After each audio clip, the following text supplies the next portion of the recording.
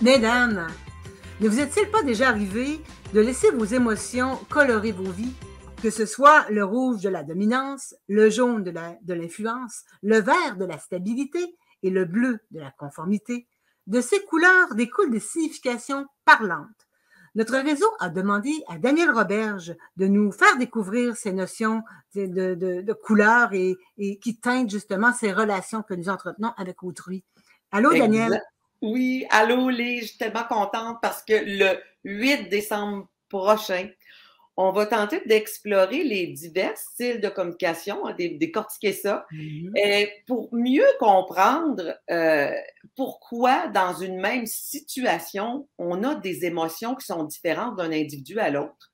Alors, si on comprend mieux, hein, on va être en mesure de mieux gérer les émotions qu'on ressent, puis même de s'en servir comme levier, hein, plutôt que de subir l'émotion, mais on va s'en servir comme levier pour stimuler notre mobilisation.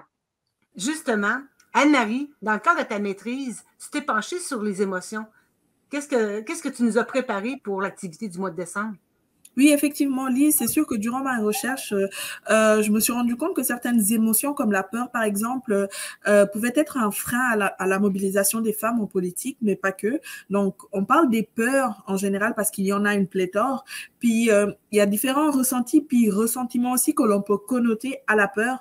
Par exemple, plusieurs femmes disent ressentir le syndrome de l'imposteur, qui peut être compris comme la peur de la légitimité ou de l'illégitimité. Puis, il y a beaucoup de concepts comme celui de la conciliation travail-famille aussi, où on peut voir que la peur peut s'en mêler. Par exemple, la peur d'abandonner ses enfants pour une femme, la peur d'être considérée comme une mauvaise mère.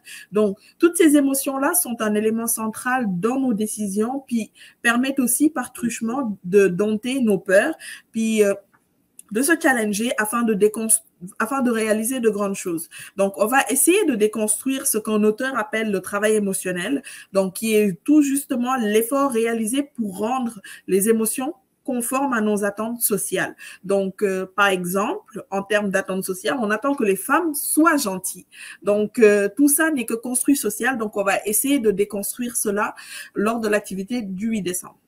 Ah, c'est très intéressant. Ça va être vraiment intéressant. Je vais être bien entourée pour cette soirée-là. Il ne faut pas manquer ça. Ça va être à la YWCA de Québec et à compter de 17h30. Et Daniel, Anne-Marie, on est content de vous accueillir. On est content que vous soyez là. Puis, mesdames, joignez-vous à nous. Joignez-vous à nous.